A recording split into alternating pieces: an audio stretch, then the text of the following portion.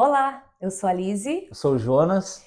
e no primeiro episódio nós falamos sobre nosso casamento, como nós nos conhecemos, o nosso testemunho, o que quase causou o nosso divórcio. E hoje, no episódio número 2, nós iremos falar sobre restauração. A fé em Jesus Cristo foi o que nos levou a ter a certeza, pela misericórdia de Deus, que teríamos nosso casamento restaurado. Crer em Deus foi a nossa base de entender o propósito de Deus sobre a nossa vida e o real sentido do casamento. Então a nossa fé não foi pautada no que a gente pode, mas sim no que o Senhor pode fazer sobre as nossas vidas. E a gente vai aqui nesse vídeo pontuar algumas coisas que foram divisor de águas na nossa vida, foram coisas que fizeram com que o nosso casamento fizesse sentido.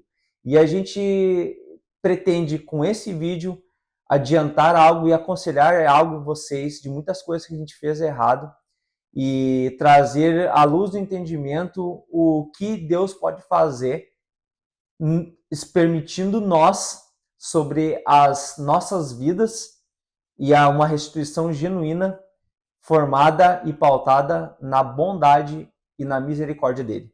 O primeiro ponto, que é um dos cruciais, fala sobre quebrar o orgulho.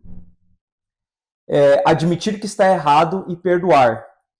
Fez com que por muito tempo errássemos, conseguíamos trazer a nossa... retornávamos, mas com um erro engavetado, ficávamos bons de bem por 1, 2, 3 dias, algum mês de repente, mas logo após isso retornávamos novamente com os mesmos erros, discutindo e brigando pelas mesmas coisas, porque não tem como construir algo novo fazendo coisas velhas.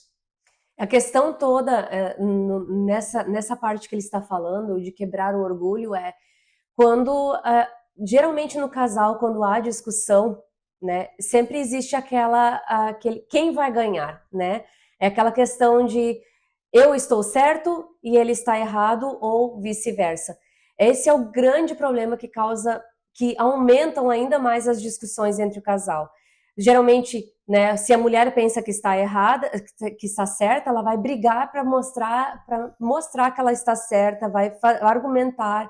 Ao invés de se calar muitas vezes, a gente continua a discussão de uma forma ainda maior, mais grave, tendo consequências que não precisavam ter, ao invés de apenas se calar, dar um tempo, esfriar a cabeça e aí depois, mais calmos, retornar ao assunto, né, e dizer, olha, vamos sentar aqui, vamos conversar, vamos ver o que está errado, o que está certo, e tentar resolver a questão.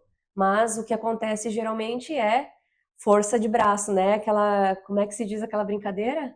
Quebra de braço, né? A brincadeira de quebra de braço, porque um quer mostrar que é mais forte que o outro e um quer mostrar que tem mais razão que o outro. Esse é o grande problema que acontece na maioria dos casais. Eu estou certo e tu está errado. Aprenda também a respeitar os limites um do outro, entendendo até que ponto pode ser levado. Eu, nesse vídeo, não aparenta muito, mas eu sou um cara muito debochado, né? Para alguns é uma coisa engraçada, mas para outros, como a Lizzie, é algo terrível. Então, se a tua esposa não gosta de deboche, não faça deboche, entendeu? Evite, né? Tente trazer à luz do entendimento que ela não goste, respeite o tempo dela, entendeste? Não às vezes, até não intencional, é alguma coisa que a gente fale para ofendê-las. As mulheres têm aquele período delas, né, que é uma montanha russa, né? E a gente não tem uma bola de cristal para adivinhar qual que é o dia específico. Eu aconselho até vocês pegar e marcar na geladeira, assim, escreve em vermelho, assim, ó, dia do sangue. Aí vocês vão evitar um grande problema. E outra coisa de conselho para vocês, sempre tenham uma caixa de chocolate, uma barra de chocolate, ou qualquer coisa que adoce, entendeu? Em momentos de crise, vocês peguem e joguem nelas, entendeu? Eu creio que isso deve fazer toda a diferença. Também o fato de eu pensar que ela estava errada em tudo. Foi como a gente testemunhou no nosso testemunho, no vídeo anterior, por muito tempo jogando toda a culpa nela. Ela é culpada nisso, ela que era impaciente, ela que tinha falta de libido, ela que era estressada, ela que era depressiva, ela que era a louca, ela que era a descontrolada, tudo ela. E eu, macho, alfa, aquele que nunca erra, tá sempre certo, nunca tá errado. Certo estava eu, errado estava a Bíblia, pensando que o problema estava todo nela, é onde ocasionava problemas ainda maiores. Na inconsequência também, por entender, hoje, agia até de forma narcisista, tentando colocar ela o máximo que eu podia para baixo. E naquela parte que ela comentou sobre queda de braço, um casal aprendam a vocês como casal a não brigar. Porque na briga, exatamente como todo mundo sabe, usa-se força, usa-se aquele sentido de ver quem é que tem mais força, quem pode ganhar ou vencer algo, e no casamento ninguém vence, ninguém perde, vocês são um só. Então entendam que um casal discute. Não pensam que nós fazendo isso daí somos um casal perfeito. Estamos muito longe de ser um casal perfeito. Temos muitas coisas a ser mudadas. Todo dia a gente deve morrer para si mesmo, porque casamento nada mais é que uma morte. Então tenha paciência, tente entender a sua esposa, tente entender as limitações dela. E eu queria agregar um ponto, só te cortando um pouco, eu queria agregar um ponto nessa questão de limites, né?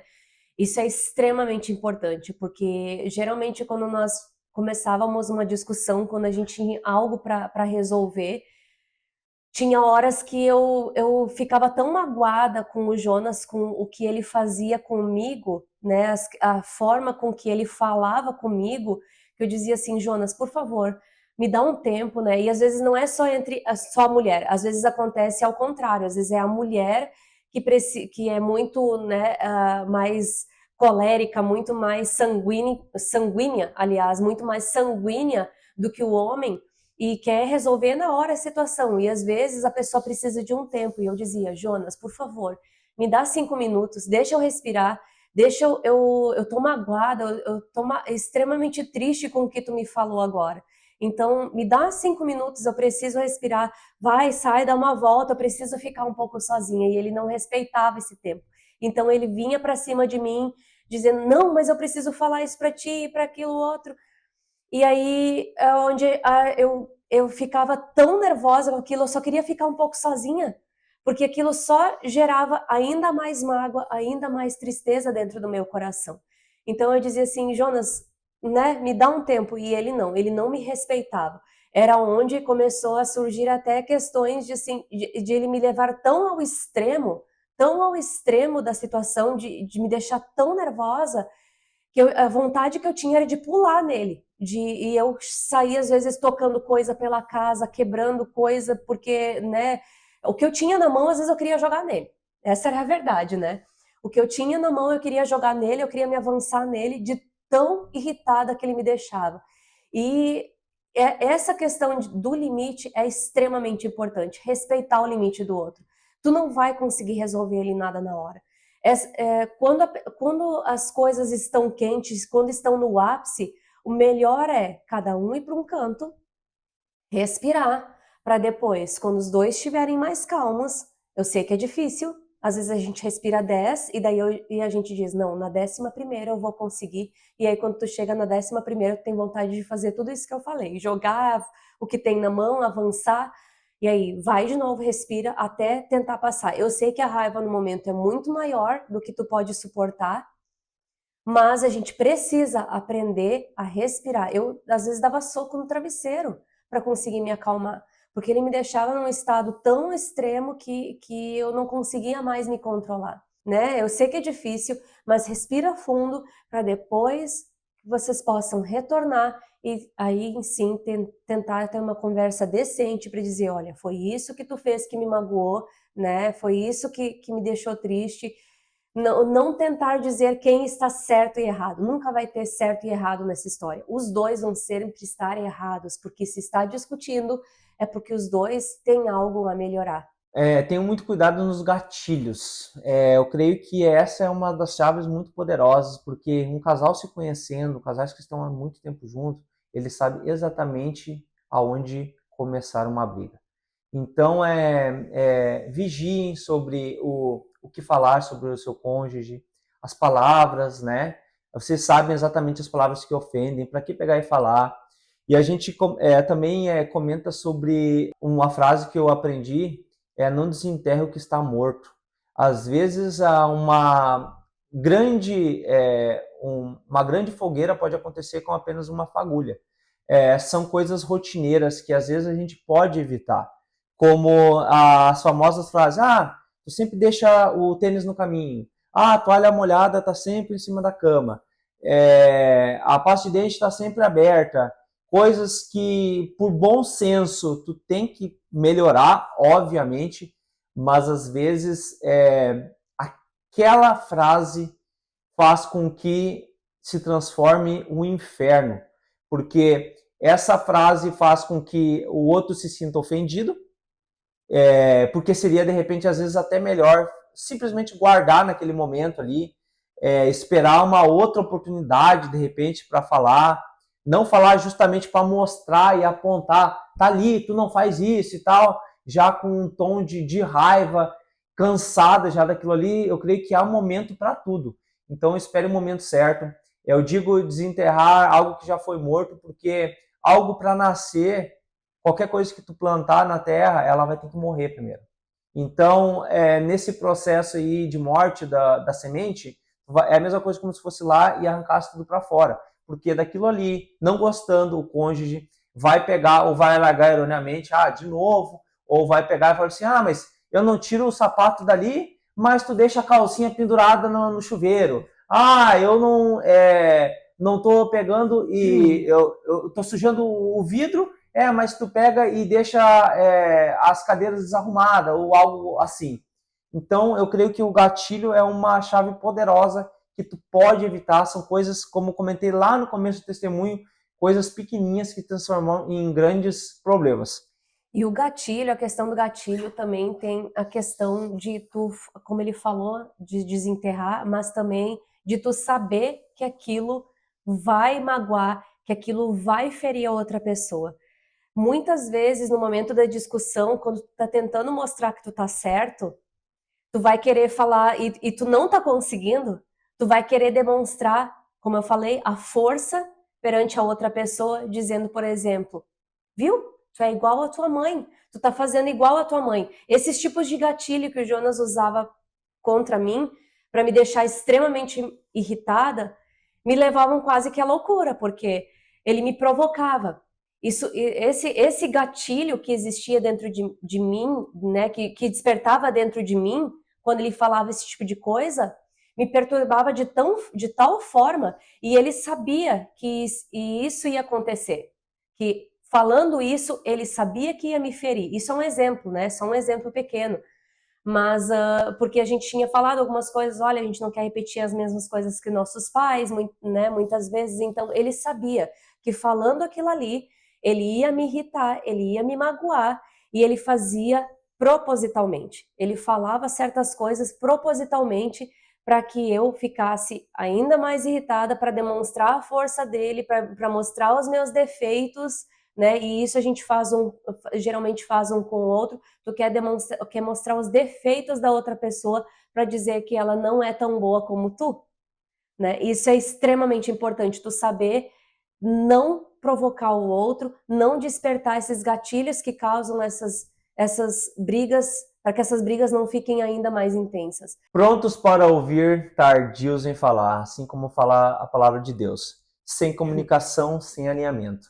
E o tripé da comunicação se pauta em falar certo, de forma certa e na hora certa. São 3 pontos cruciais para te ter um bom entendimento com o teu cônjuge e evitar muitas coisas. Respeitando o que a gente comentou anteriormente sobre o tempo de se acalmar, esse tempo precioso no meio das discussões e tal. Eu, por exemplo, vou dar um exemplo meu e da Lise.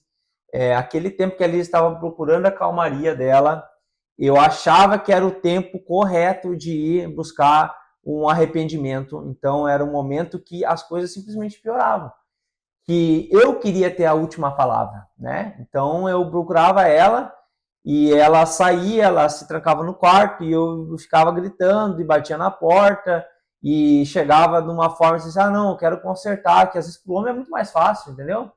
Tem certas coisas que pro homem eu falo hoje e daqui a uns minutos tá tudo certo. Mas para a mulher, meus amigos, para a mulher é uma roda gigante infinita. Até a mulher pedir desculpa para ti, meu amigo, não é a mesma coisa.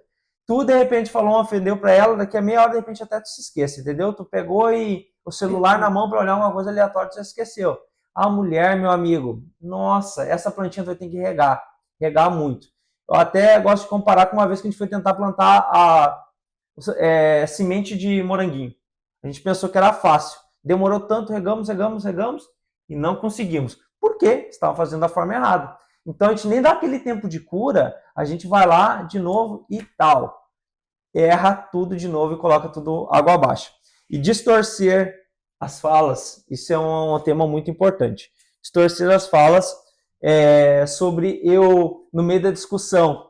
Eu devo ter um pouco de TDAH, nunca fiz um exame, mas eu creio que eu tenho.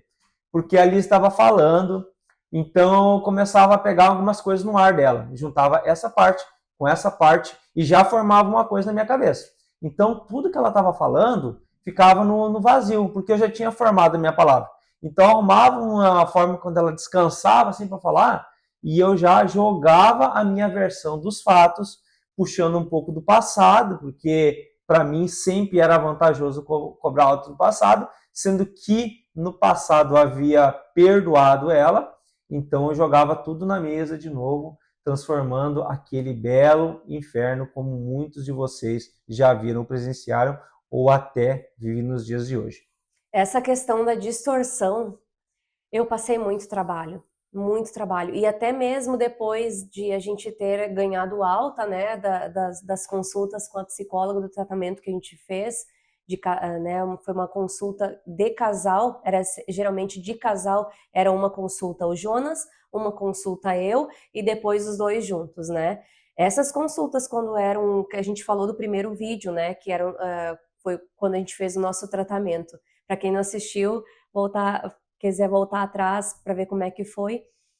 E geralmente essas consultas, quando éramos os dois juntos, depois que nós desligávamos a tela do computador, porque a gente fazia online, né? Porque a nossa psicóloga ela está no Brasil, a gente tinha vontade, eu principalmente, eu tinha vontade de jogar o computador aqui pela sacada do meu apartamento, porque a gente não conseguia se entender, a gente simplesmente olhava um para o outro e dizia assim, como que tu pode falar isso, uma coisa assim, como... Então, em vez de estar resolvendo, só que eram os confrontos, eram os conflitos que eram necessários para que a gente pudesse resolver aquela situação.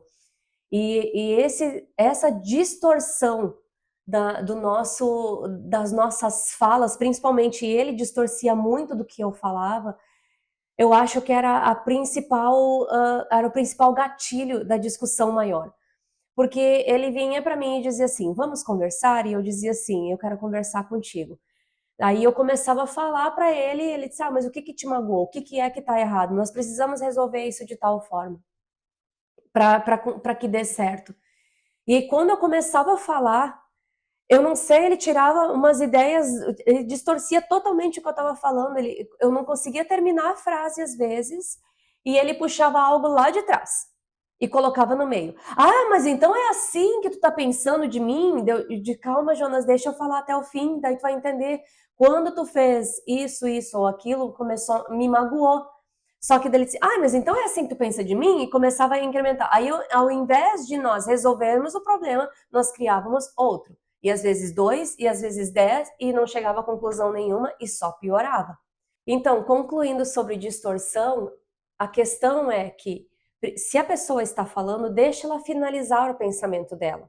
Não tenta colocar palavras na boca da pessoa e antes dela finalizar, não tente tirar conclusões precipitadas sobre do que a pessoa vai falar. Era o que acontecia comigo e com o Jonas. Antes de eu conseguir terminar o que eu queria falar para ele, ele me interrompia e tirava conclusões precipitadas e a gente não conseguia finalizar nem aquele assunto e, além disso, criávamos outros problemas maiores do que o que já estava acontecendo. Ajudando nas tarefas. Nas tarefas, assim como o homem principal, né? Porque a mulher tem a fama de ser, né, a que limpa a casa, que cuida da casa, dona do lar. Mas não há problema nenhum. Tu não vai ser menos homem pegar e ajudar a varrer, a lavar uma louça, arrumar uma cama, né?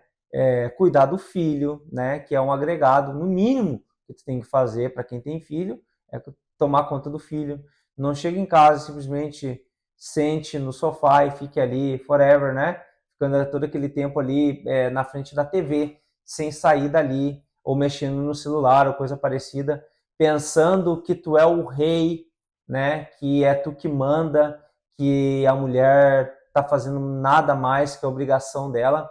Então, vigie nessa questão da tarefa de casa. Essa questão da tarefa de casa é extremamente um grande conflito entre os casais, né? Como ele estava falando da parte dele, né? Que ajudar a mulher, ela já tem muitas obrigações, né? Eu acordava geralmente 5:30 da manhã, tomava meu banho, fazia o café, levava filho para creche, né? Porque na época ele começou a ir na creche. Voltava para casa, eu tinha as aulas online, porque na época era pandemia, então eu tinha minhas aulas online.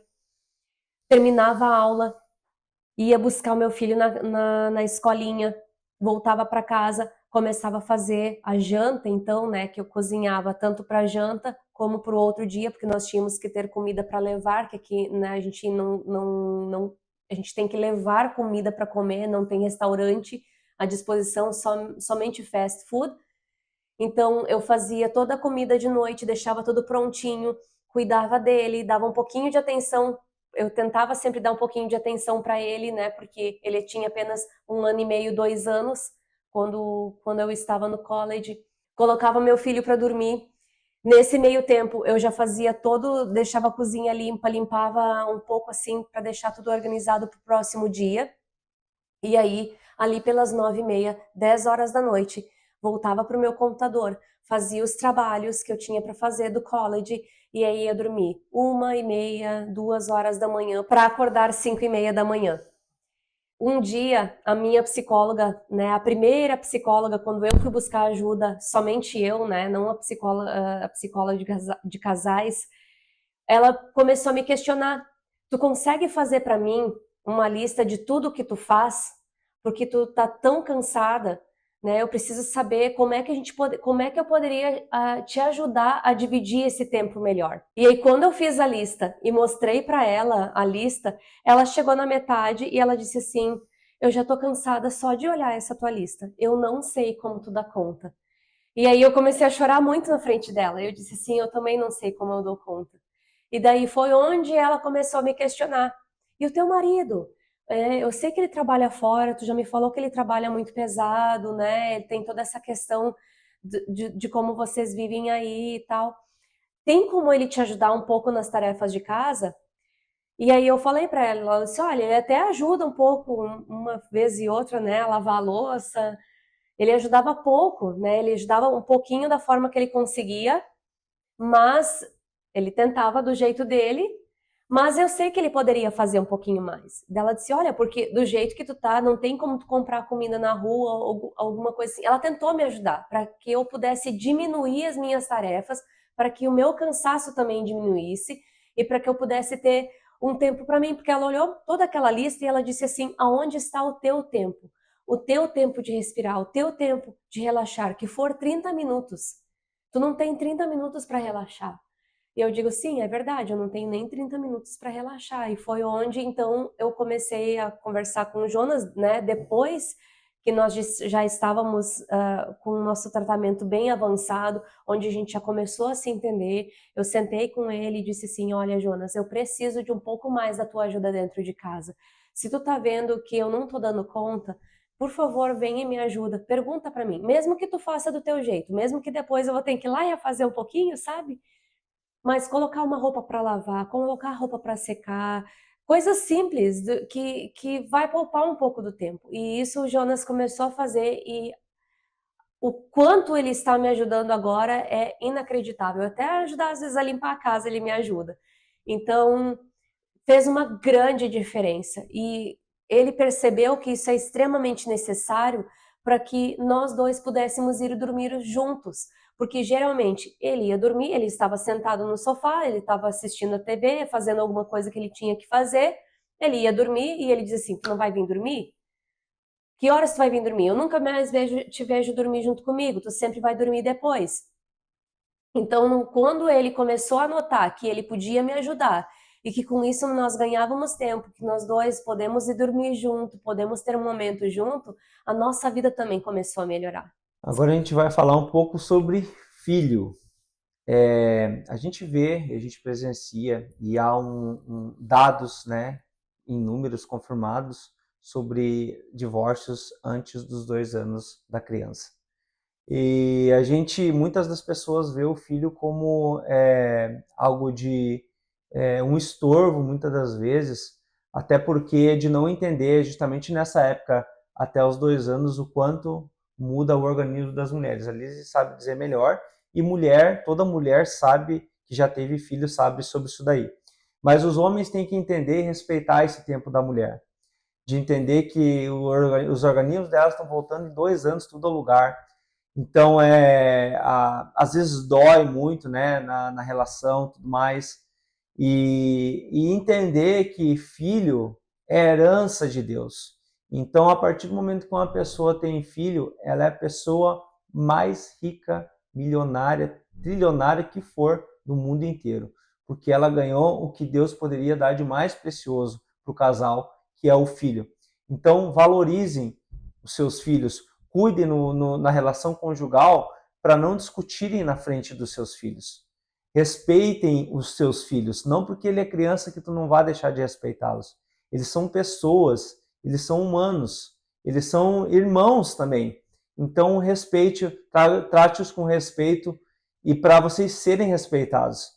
Uma coisa que eu tive que aprender sobre questão de paternidade, eu tive que pedir perdão para o meu pai e respeitar ele como pai para futuramente ter o respeito do meu filho.